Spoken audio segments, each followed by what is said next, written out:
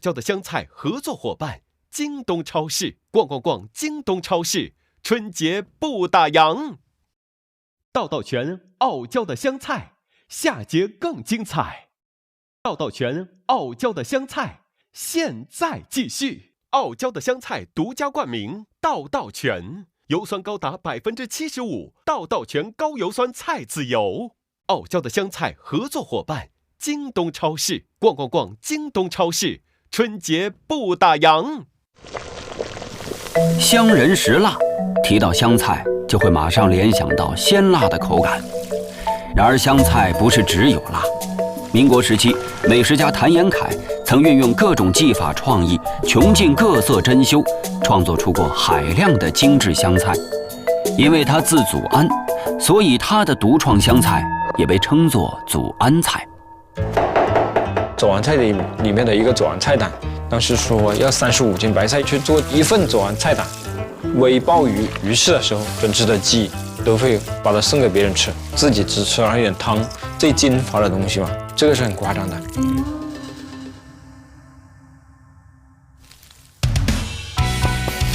没错，以精致著称的祖安菜也是湘菜。民国时期，祖安菜是社交宴客的高档菜系，和现在湘菜的接地气的面貌大相径庭。时间来到2021年，祖安的名号早已没人提及，但新时代的湘菜界在暗自酝酿它的回归。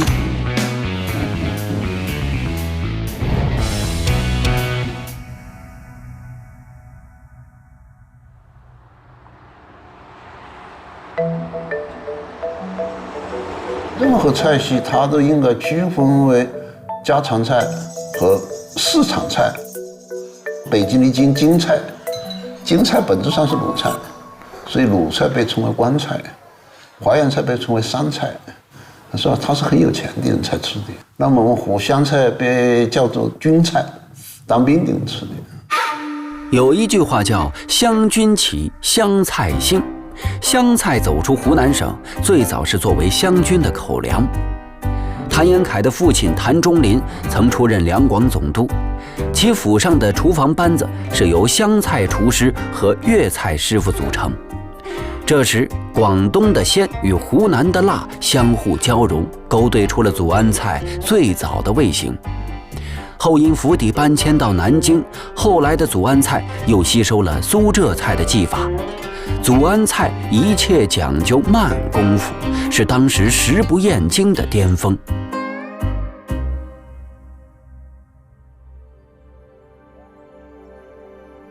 湖南湘菜产业促进会副会长彭子成正在编写的《湘菜大典》第2版，这本书涵盖了他四处寻访收集到的珍贵资料，从习俗、历史到菜谱，而传闻中的祖安菜资料是这个大部头里的高潮部分。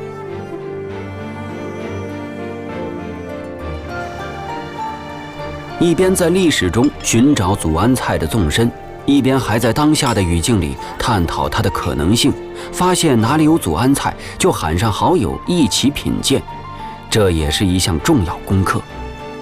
很多菜实际上是祖安菜，但是不叫祖安菜，所以祖安菜它就消失了。我们这一代人就几乎没见过，更没吃过。有次我们到一个镇边一个店去吃饭，一进去那个老板娘就出来了，我的祖安菜以后了，我就感兴趣了，我说你把菜单拿起来看看，把菜谱拿起来看，果然有祖安菜。我说你祖安菜我是做的啊，哪个知道的啊？好，讲不清。最后一看，根本就不是祖安菜。好，你去硬是把祖安菜你要复原呢，完全复原是不可能的，时代不一样的。再一个问题，你现在你口味不一样了，你就算做起祖安菜，现在的顾客也不见得会欢迎，你不见得有实战意义。彭子成致力于研究吃，在另一边还有人在为烹下苦功。Hello， 是吧？我也要帮一个。这个颇受异性欢迎的厨师名叫杨敬伟，湖南浏阳人，把祖安菜推向市场，他是最早的几个人之一。9年前，他受单位之命开始研究这套失传菜谱。试图在传说之上打开商业入口。在93年的时候做过一次，当时我是偷吃了一点点，我记住了那个味。这是我第一次接触祖安菜。祖安菜的第一大特点，舍得在平凡食材上下重注。从有祖安豆腐这一道菜开始，它的做法和我们今天所吃到的它是有区别的。主料是豆腐，又不仅仅是豆腐。去掉四周粗皮的豆腐芯儿，先用蜜漏过滤成细蓉，加入现剁的鱼蓉、鸡汤、蛋清拌匀，蒸制成型。再用老母鸡、猪骨、瑶柱、火腿等等8样食材慢熬12小时，40斤水凝成10斤浓汤，其余汤料全部功成身退。初入口时略带颗粒感，越往后豆腐越软滑细腻，尝其味而不见其形，在本味中吃出质味。祖安豆腐也成为祖安菜中最为人熟知的代表菜之一。眼前的明明是一盅豆腐，却流淌出荤物的浓香。这道祖安豆腐由表及里都极具欺骗性。杨建伟把一片豆腐卖到了58块，这在当时创造了一段业内的佳绩。最开始只是想搞出几道响亮高级的菜放在菜单上卖，随着越来越深入，现在杨建伟有把整个祖安菜的脉络刨个水落石出的野心。祖安菜的一个成立，它是有岭南菜的底子，有湘菜的味道，淮扬菜的影子，甚至还有胶东菜的一些手法。我觉得它是最早的一个融合菜。如果我怀疑这个菜它不是祖安菜的时候，那我就会去找旁系菜去论证它这个菜到底是对不对。比如说有一个春干橄榄萝卜，它也是祖安菜里面的一个菜，但是它就是淮扬菜里面的一个菜。中国菜谱讲蔬菜上面我找到了这个菜。撑干橄榄萝卜也将祖安菜不惜力气追求至精至味的特点体现无疑。即使是吃白萝卜，也要挨个改刀，削成好看的橄榄形。和发好的撑干同煮，让海产的鲜调出萝卜极致的甜。此时的萝卜已黏滑绵软，无需过多咀嚼，就有滑入心间的甜。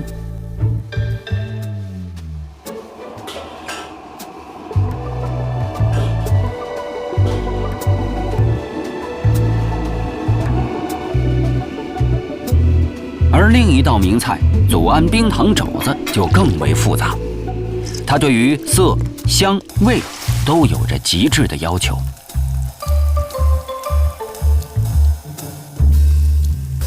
今天呢，我们吃这个肘子，我觉得还是不成功。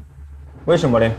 就是这个颜色啊，和这个味道啊，还有这个烂度都不够啊。书本上描述最关键的，它有一个词是什么？就是汁浓郁，味肥味绵长啊，油活。这个是那个挂在上面的汁是光口照人，晶莹剔透的那种感觉。今天我觉得我们的这个还是没有达到那个点，还是没有达到那个要求，还没有达到那种冲老的感觉，就是没有记忆感的感觉。我们这是做到多少个肘子了？我们这是第70个。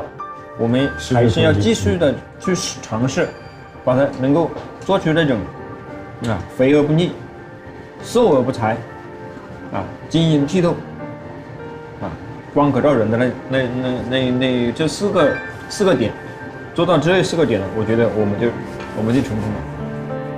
我想让祖安菜能够在原来的小众走向市场，让更多的人能够体验到这个当时的一个高端的湘菜，让大家都知道它是个什么样的样子，什么样的菜，到底有多好吃。把焦点再拉回历史，谭延闿去世后，祖安菜的脉络上还有几位关键人物。我父亲是1968年从中南海带到湖南的，就有一些他平辈的就来到我家来玩。当时呢，有人问祖安菜。眼前这位是对祖安菜最有发言权的人，孔启帖。他的父亲孔浩辉是祖安菜在大陆的传人之一。我祖安菜听他们讲的是2不多大，我父亲讲的是他亲自搞过的，就有38道。但实话实讲，到我现在目前为止搞的呢60多道菜。这道祖安烟熏桂鱼是谭延闿给厨房出的一个难题。当时谭延闿嘴馋熏鱼的烟熏香气，又想要鲜鱼的嫩滑口感，最后厨子们想到了干炒茶叶和大米的3分钟急熏法，取活桂鱼宰杀后立马下油锅煸炒调味，同时另取一只锅放入大米、茶叶和香料，待到大米被逼出米油，茶叶的水分急速蒸发，就将鱼入锅焖熏，3分钟后快速出锅。如此做法的鱼，成全了一个吃货想在一道菜里吃到2种味道的愿望，是祖安菜的经典。祖安菜还擅长在其他菜系上略施手脚，然后据为己有。这道酸辣海参就在鲁菜的技法上改变了味型，加入小米辣椒、泡菜和姜米。不过光有这些还只是普通的酸辣口，最后的灵魂是湖南的特色调味小料酸教头，有了它才算是拥有了正宗的湘菜基因。所以呢，有时呢也要学个祖安菜，喊我做师傅来拜师傅的也有带酒店的，也有个体户的，也有本省的，也有外省的。从小在父亲的熏陶下，他学会了这20多道祖安菜。也正是因为这个身份，孔启帖近些年每天都要面对各路人马上门拜师。假比我首先还是要看人来噻，我怎么都叫呢？起码他也是学厨师的，要有基本功呢。第二个，他就是先端的牌子，不真正来学，不真正来发扬那个湘菜。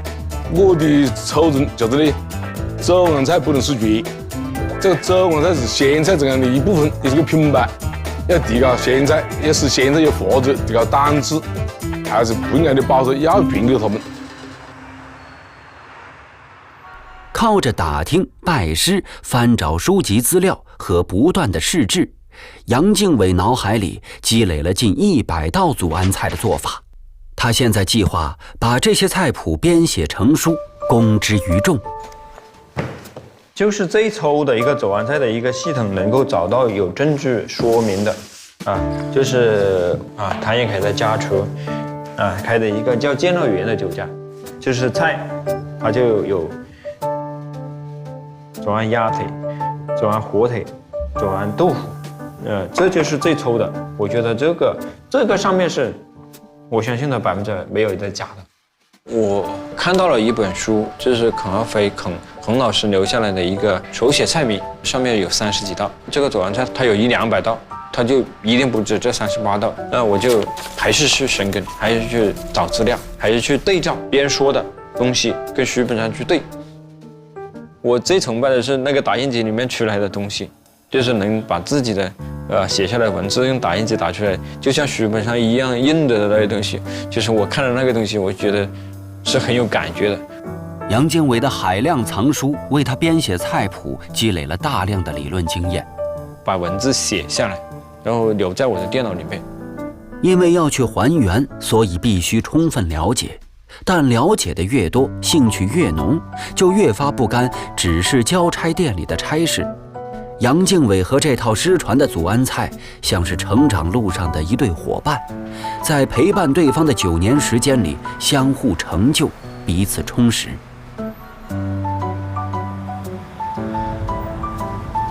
原来的湖南农学院很小，像这个湖南农学院学的这是图书馆，都是00几年才建的。90年、91年的时候，我就来到了湖南农业大学，然后就进入了正式我厨师生涯中的一个真正的一个状态。这道牌的菜是浏阳黑山羊，因为我是浏阳的，所以说我特别爱做浏阳的黑山羊。什么麻辣子鸡啊、爆炒豆尖啊，这些我东西都不会做。后来呢，我就跑到袁家店那个新华书店，就买了当时的湘菜集锦。我记得是当初的施应祥老师写的那个3本，湘菜集锦都被我抄光了。我现在来讲，我基本上能做到80%。厨师们都渴望去更大的平台，只有通过不断跳槽积累经验，才能提高身价。3、5年对于他们来说，已经算是很长的时间。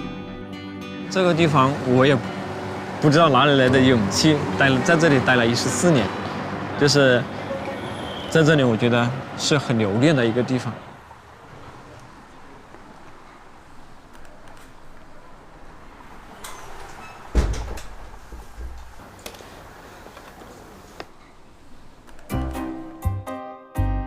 左岸菜的口感上面就是一定是软糯、嫩滑、肥味。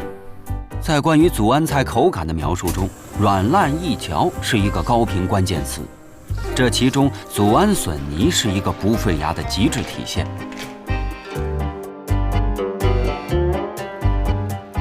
取新鲜的冬笋切块，入擂钵擂成颗粒状，再取鸡脯肉、肥膘剁成蓉，几颗鸡蛋只取蛋清打成蛋泡糊，进一步丰富口感。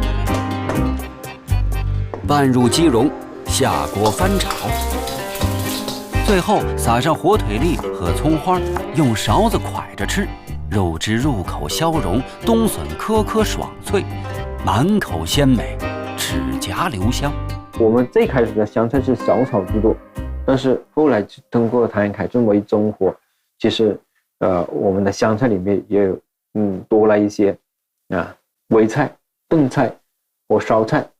左岸菜的讲究原汁原味，百菜百味。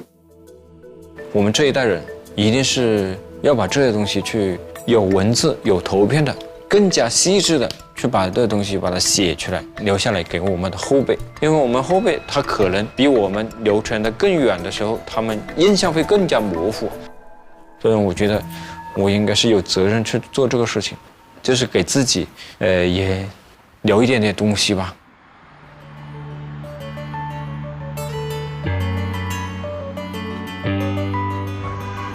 复原祖安菜和出书都不是杨敬伟的本职。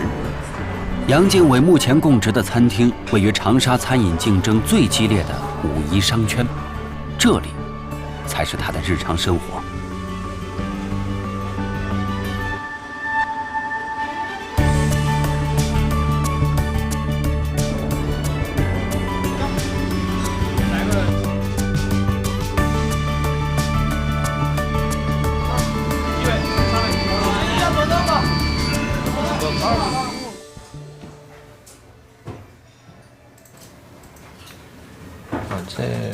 这两个主要是冬季，主要是因为保证菜品温度是我觉得是排在第一位。春夏秋冬其实每个季节都有每个季节的都有一个味道现在这段时间你要是早上起来的时候，那个天气特别好的时候你一开门的时候，那一股味道一扑面来的时候，我觉得那就是秋天的味道。食品里面吃的东西里面，我最有记忆的是我奶奶晒的小时候吃的那个红曲糖，我觉得这两种东西对我的记忆是特别深的。我现在要是吃到那种味道的话，我一定知道那是我奶奶的那个味道。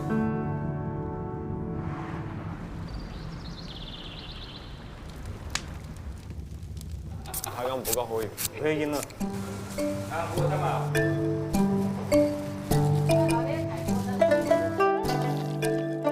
这是我爸爸的拿手菜，米糠腊肠。这个菜的做法，它就是用我们碾米的那个米糠，把整个一个肥肠把它翻好，把它洗干净，把它去放在锅里去炒。放在糠里面，再炒着，就是把那个米糠的香味啊炒到这个肠子里面去，让肠子就是在这个加热的过程中就熟了。其实我小时候是吃这个长大的，我一回来我就要求我爸做给我吃。我爸爸别个问他是什么鸡片，我爸爸就讲香菜大师跟我烧火，我什么鸡片我不晓得。父亲年轻时是浏阳有名的红白喜事上门厨师，成年后去到长沙，杨敬伟才知道，原来湘菜不止腌笋、腊肠和父亲搓的糯米丸子。浏阳蒸菜有3宝：豆豉、茶油和各种椒。浏阳做菜基本到了无菜不蒸的地步。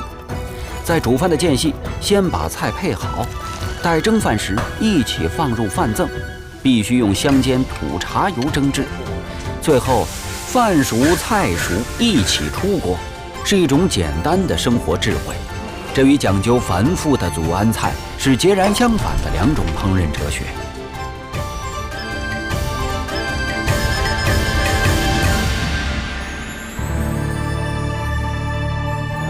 但当时的那口井，现在看来是什么精致烹调都比不上的馋人的味道。父亲教会他的，也绝不只是烧火切菜的手上功夫。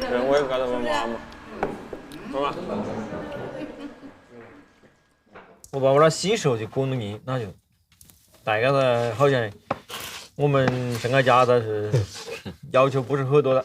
我3个儿子的，从小时候长大。反正呢，不准就犯错误。犯了错误就磨灭我牙。我奶奶那时候是比较凶的，她是一句话要算算的，就是跟我爸讲话一样，就是讲哪一句要算数。我爸就是那个性格。家族遗传的好基因。反正现在杨敬伟还是会时常带着徒弟徒孙回浏阳找师傅聊起天儿，在这里。谈话并没有什么目的性，也不需要提前准备话题，但这里是他厨师生涯的开始，而今想著书立言，自然也不能忘了厨师界的师徒道义。那我要的几个拿手菜我是不改它的，我不敢改。我改不好啊，就是那个味道我是记忆的味道，只有做成那样子我才喜欢吃，那做成别的样子我可能不喜欢吃，别人也不喜欢吃。有一句话我觉得说得非常的好，传承但我们不守旧，但创新又不能忘本。其实这个本就是你传承下来的这个东西。然后一道好吃的菜啊，它是一定是有根的，有根可循，这个根就是传承下来的。我希望是看我们要他努力了。你这里个饼干，希望是么子？要他努力了。往哪个方向努力？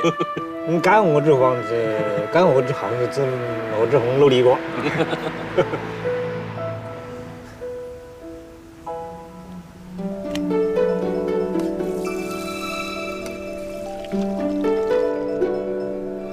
当你懂这个原材料，那是要通过你自己对原材料的理解，然后去解读它、烹饪它。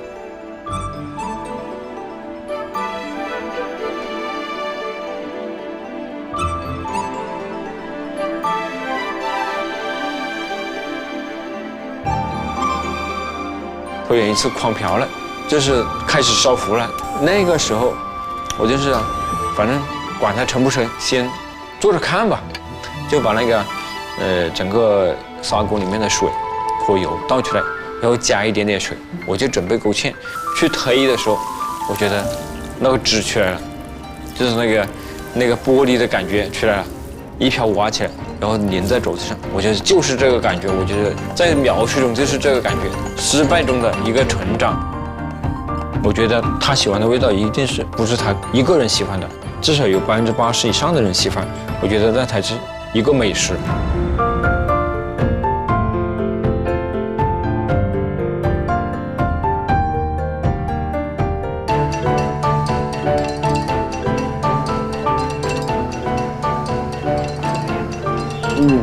好吃。祖安菜追求慢功夫，讲究真材料，拿捏火候，这给我们一种启示：就像辣不是湘菜的唯一，快也不应该是我们生活的唯一节奏。一个人怎么对待菜，就会怎么对待生活。谭延闿可能不曾想过，自己对吃的执着会为湖南人的美食版图赢得机会，为今天的商业注入生机。无论是潜心学术的彭子成，坚守传统的孔启铁，还是冲在商业最前线的杨敬伟，他们都明白，成功的秘诀并不在于一纸秘方，但可以确定的是，餐饮关乎民族，关乎文化，关乎生活的幸福感。餐饮人任重而道远。